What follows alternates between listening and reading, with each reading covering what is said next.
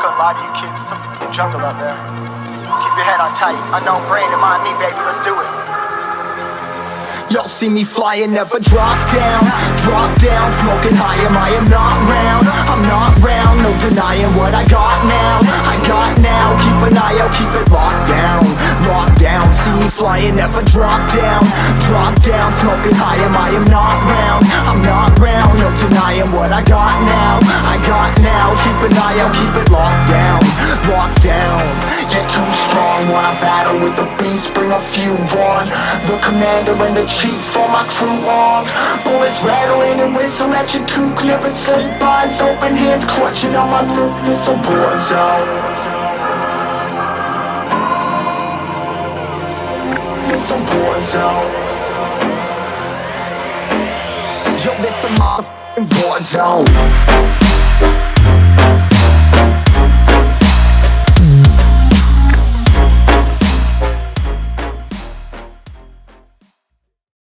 Hey guys, how are ya? Well, the time's finally come. After about a 5-month wait, we're picking up the new boat. So Aris has been kind enough to lend us his trailer until we get our trailer sorted out. But yeah, there she is. Now for the fun part of fitting it all out. But pretty happy with the way it's turned out. It's just, yeah, it's awesome. Plenty of room, nice big hard top. Pretty much ticked all the boxes. So yeah, fun part, fitting out and getting it on the water, can't wait. So when we get it back to our workshop, we'll do a big review of it. Well, not a big review, but a big walkthrough and show you guys the full stage one of the build. So yeah, good on ya. Hey guys, how are ya? Welcome back. We haven't put a video up for a while because we've been absolutely flat out. Work's been crazy. The weather's been ordinary. We haven't been able to get out on the skis, but we've got the boat here. Finally picked the boat up. They've done an awesome job. Now's the fun part of the fit out. We've already done a fair bit of sanding. We haven't put any videos of that because it's just been between other work, you know, between jobs we come and do a little bit and then get back onto work and then back and forth. But we thought we'd do a video of what we're up to at the moment and some of the gear we're using and the ideas behind what we're doing. And yeah, we'll go for a bit of a walk around. So the sanding, so far to sand both of these sides of the hull has taken roughly 10 hours of sanding, I would say. When we got the boat, Aris was nice enough to do a fair bit of sanding himself, just of the major grind marks. When they weld, they grind the welds flat just so it looks a bit more even, so that leaves quite deep grind marks. If anyone's ever sanded aluminium, it's not as easy as what you think. You think aluminium's quite soft. It's not. It's a time-consuming job. So the reason we sand this back is we're not going to paint it, we're going to wrap it. Same as the last boat, it's going to get a nice wrap. The guys at 4 Signs are going to be doing that wrap. They're going to make a nice design for us. They're going to send it through this week, and hopefully, all going well, it's as good as the last boat.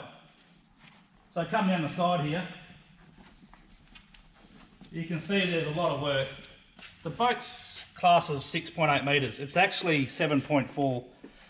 A lot of manufacturers, a lot of boat builders will measure their boat overall.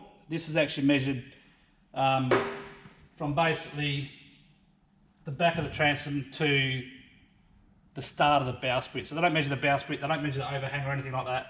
It's actually proper measurement, 6.8, but you know, you could call this a 7.4 every day. It's a good sized boat, so we'll jump on and have a look and show you what we're up to. Before we do, we've decided to go for the diver's ladder this time. When we're up north and we're snorkeling around free diving, it's a real pain to get flippers up on a normal ladder. So we've gone this style so as we can get up with flippers. Only thing I don't like about it so far is this. This here, I think needs to be cut, reversed with like a little like a channel so the beam can lay in it. And yeah, that's one thing that I'll do before we go too far on this boat, is we're going to get that reversed so it's flat. So when you're sitting on there, you jump in the water, you can do that. You can't sit on that, you're going to end up hurting yourself. So yeah, I think we'll cut that out, reverse it, and make that nice and flat. So also the back of the boat, we've gone for, might just leave that off I think. We've gone for the bumper rail at the back. This comes in handy so often, just for towing tubes around or using it to hold on to when you get up, or if the wind's blowing you around and it throws the back of the boat into the jetty, it just protects it. It's saved us quite a few times on the in the other boat. Okay, so jump on board. We've gone for a lot of rod holders and more importantly, drink holders. I think there's 8 down each side, 8 rod holders and 8 drink holders, so it's 16 overall. Extra rod holders on the roof, extra rod holders on the bait board. It's a bit of a mess in here because we're still working on it, but you get that.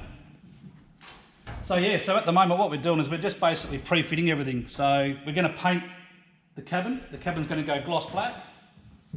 Not the cabin, but the centre console, the dash, seat box and the prep station and under the roof, all going to be gloss black. We went matte black last time, but it was a bit hard to keep clean. So gloss black we think will be easier to clean. And I don't care what people say about black, I love black. So yeah, the fun part is just pre-fitting everything. So we've got to cut all the holes, pre-drill all the screw holes. We're going to try and use rivets as much as we can, you know, aluminium rivets to try and stop that reaction between stainless and aluminium. So wherever we can, we're going to use rivets.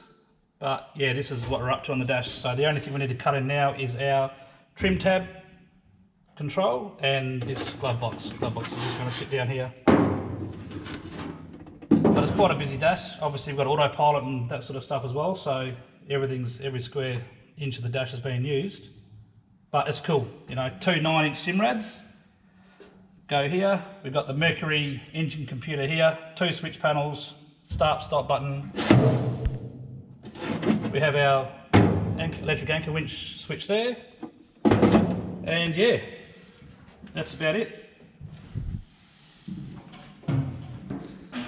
So, good thing about this boat is just massive amounts of storage. That was one thing that I was pretty determined to get on my center console is storage. So this is going to be hinged. Okay, that's deep. We can use that for an esky or whatever you want. More than likely it's just going to be dry storage.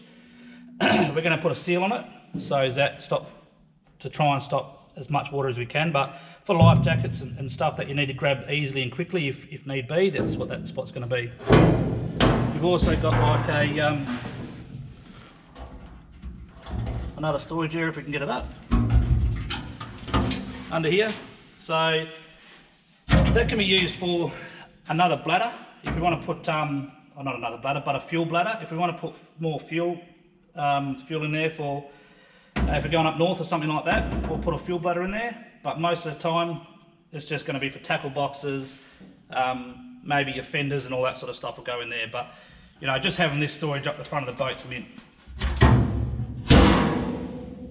The big anchor winch. I said on the big boat I'm never going to pull another anchor, and mate, they're worth their weight in gold. We've gone with a Viper anchor winch, same as what we had last time. Awesome winch. And a drum winch. I don't really like the other style of winches. I like the drum winches. Just seems to be less tangles, you know, and the drum winch is fine, but you just need to have a big anchor well. If you've got a big anchor well, use a drum winch.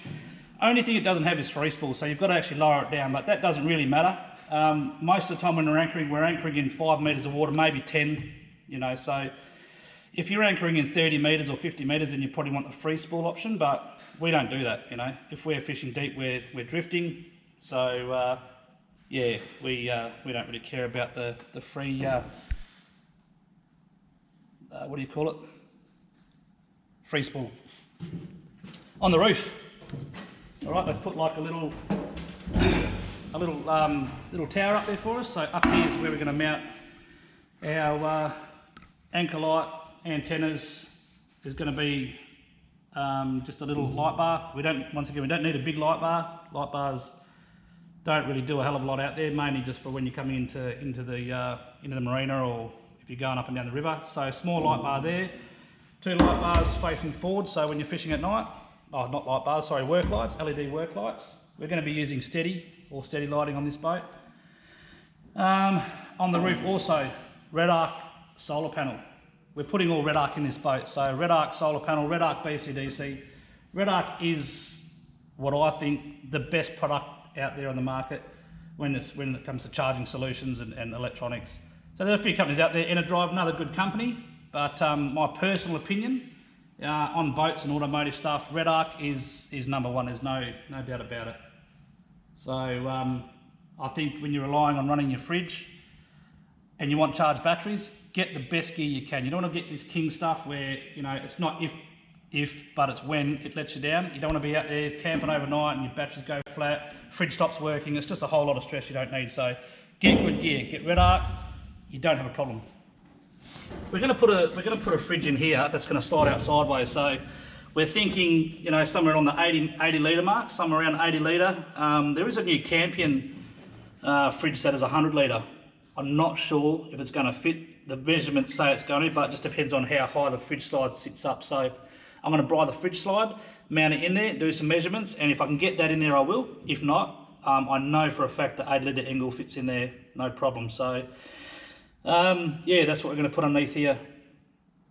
This is a big job. I don't know if anyone's ever fitted out boats before or anything like that, but when you go to a boatyard and you get a price on getting a fit out, there's a reason why it's up there in price, because it's a lot of work. You've got to do everything from, you know, pre-fitting everything. So you've got to basically fit the boat out, take it all apart, fit it again once it's painted, and then you're done. But you're doing the job twice. We've got water tank underneath this this seat box here, which we've got to plumb up. So it's got to have a pump, it's got to have a filler, it's got to have a breather. You've got to mount the tank. You know, just to do that one job's probably a good 4 hours work. Just to do the water tank. You know, when you're doing a stage 1 fit out 2, you've got to do the fuel tank. So you've got to get fuel breather, fuel sender, mount the tank. There's just so many things that you've got to do that you don't think about. Mounting these doors. So everything's got to be hinged. So once again, you've got to pre-fit it. So you've got to put the seals on. You've got to put the hinges on. Make sure it's all going to fit. You've got to put the latches in. And then you've got to disassemble it all to paint it and then refit it again. It's really time consuming. But I love it. I don't think of it as a job. If I'm fixing someone else's boat or repairing someone else's boat or fitting out someone else's boat, that's a job. But my own gear, I don't think it's a bit of a relaxation for me to come out here in the workshop, close all the doors up and go to town on my own boat. It's pretty cool. So these here, obviously 2 doors, more storage. Got to have storage. So once we've got the fridge in there, this is going to be storage. So tackle boxes, we probably put a gas bottle in there for our cooker, put our cooker in there, all that sort of stuff. It's all out of the way. The idea is if you've got 4 or 5 blokes on the boat, you want to have clear decks. You don't want to have to be stepping over stuff. We're not going to have an esky on this boat. We're going to have a fish bag, a Logix fish bag. They are awesome. Get on the Logix. They sell really, really good gear. They're on Instagram. Look them up, and yeah, you'll see. But we'll have a fish bag. That fish bag would more than likely go in that sort of kill tank up the front. We've got a kill tank down the back here. It's only small. The Logic bag will probably go in there as well, so we'll work that out. But storage, so important on the center console. So what we've done with this boat, we've opted for a bigger fuel tank and a smaller kill tank. We don't really use kill tanks for fish generally. We use them for storage. So they've made this fuel tank that holds 300 litres. This boat would usually come out with a 250 litre fuel tank, but they pushed it back a little bit, and in turn the kill tank gets smaller. But it's still big enough. But yeah, like I said, we don't really use it for a kill tank. It'll just be for storage as well. So, but if you did want to use it for your kill tank, you know, two big dewies, you're going to get 2 good sized mackie in there. You know, you're going to get all the fish that you're allowed to bring home down south anyway in that kill tank. Good for crays, good for crabs and that sort of stuff as well. But yeah, we've opted for a bigger fuel tank and reduce the size of the kill tank. So in the back here is obviously our battery compartment. So we're going to have 2 batteries in there. On the back wall here is where our battery isolator is going to be, circuit breakers, all that sort of stuff. So we have 2 batteries in there, not running anymore.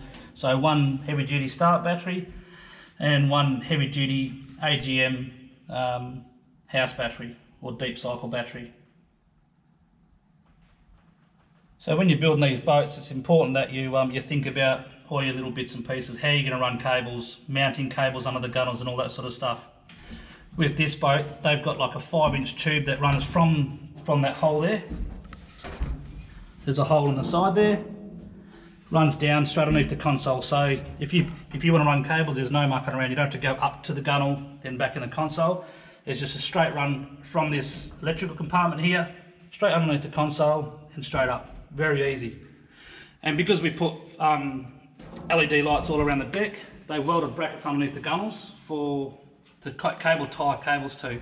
You get a boat built, they don't always think about that. So when it comes to wiring up, you've got nowhere to pin cables to or cable tie to or put P-clips. It just makes the job a whole lot harder.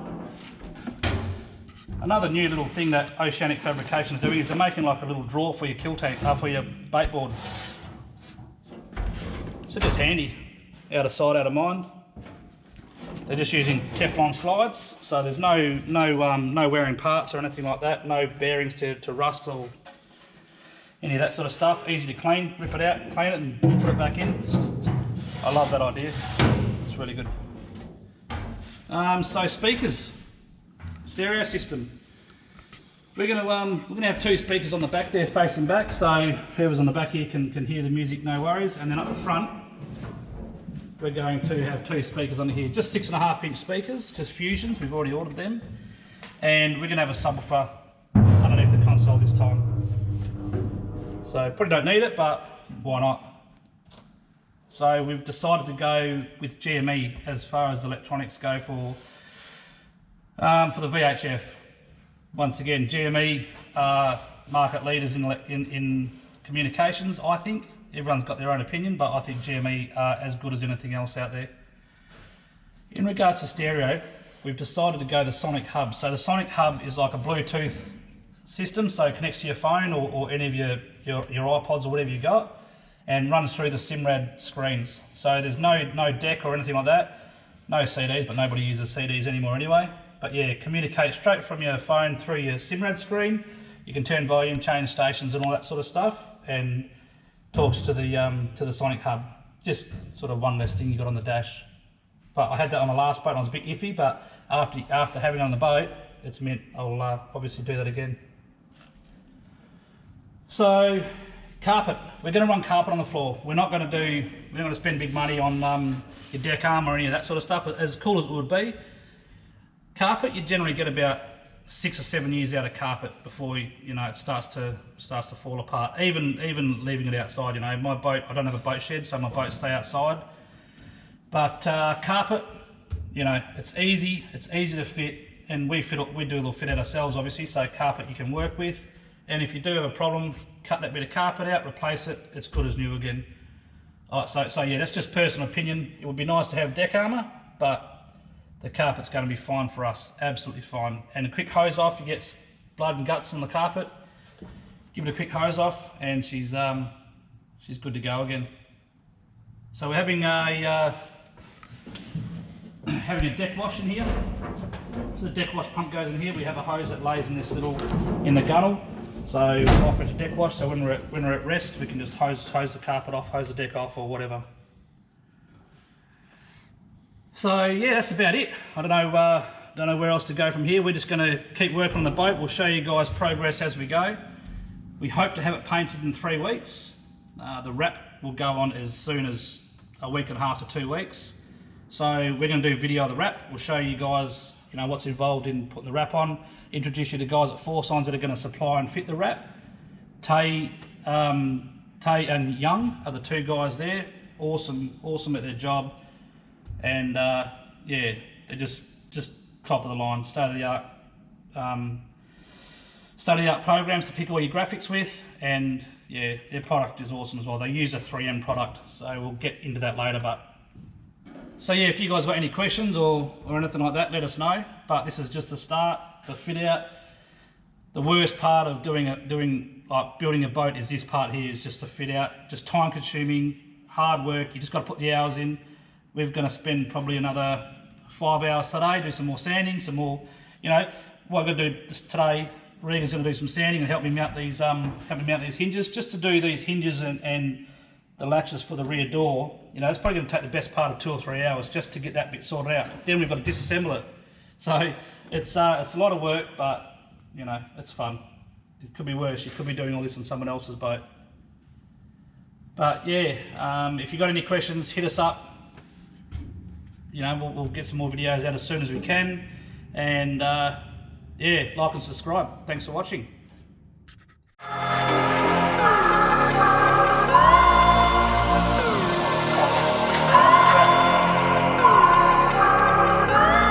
Yo, this a war zone, homie. Say you ready and prepared. Take a minute, make them aware. Well, I be sneaking in the back, but it's one to clap. Homie, life ain't fair. Caught me crawling through the mud with a vision, saw it clearly. Born a shepherd to these sheep, make them fear me. This a war zone, trenched out, trap house, nothing ever given. Yeah, every day's a blessing. Thank the Lord, oh how I'm living. See me riding with my top down, oh cops round, pedal pressing on the gas. I don't think I'll ever stop.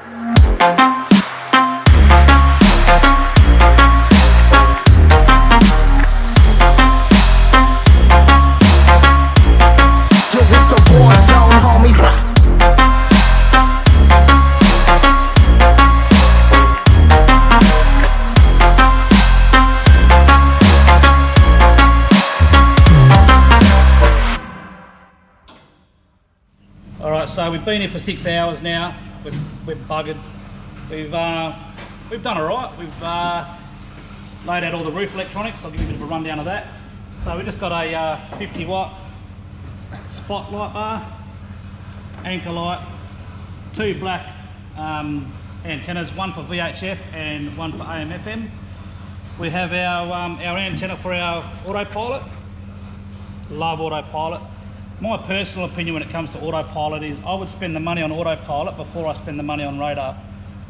Radar's pretty cool, but it's more gimmicky thing. You might use it for the first week or two, and then, you know, for the average fisherman, it's probably not something they'll use all the time. They'll use it because they've got it, but it's not needed. Only time I recommend, my opinion is that you want a radar is if you're fishing at night. You know, trying to find obstacles in the water at night. Can't beat it, you've got to have a radar. But if you're just average Joe Blow fisherman, spend the money, and if you're on a bit of a budget, spend the money on the autopilot. You'll use that every single time you go out. You'll use it just cruising around the estuary, and I use it all the time, so autopilot is awesome. So yeah, this is what we've done today. Mounted all the top stuff. We just got to do the steady work lamps. We'll come back either Sunday or Monday and do that depending on the weather. If the weather's good, we're going to get out for a ski. The dash. The dash is pretty much all cut out, ready to go. So, like I said before, 2 sounders, computer, engine ECU or engine monitoring ECU, 2 switch panels. The stereo, the VHF. I had every intention of putting up the top here, but when I make my roof line, there's not going to be much room there. And I remember in my last boat that I had the microphone hanging. It just was a bit annoying flopping around all the time. So I thought we'll fill the dash, put the VHF here, mount the handpiece there. Everything's in front of your face, nice and easy. Yeah, that's one thing that I've changed from the last boat. Put the glove box in, and that's about it. We put the hinges on the kill tank and hinges on the front kill tank, I suppose.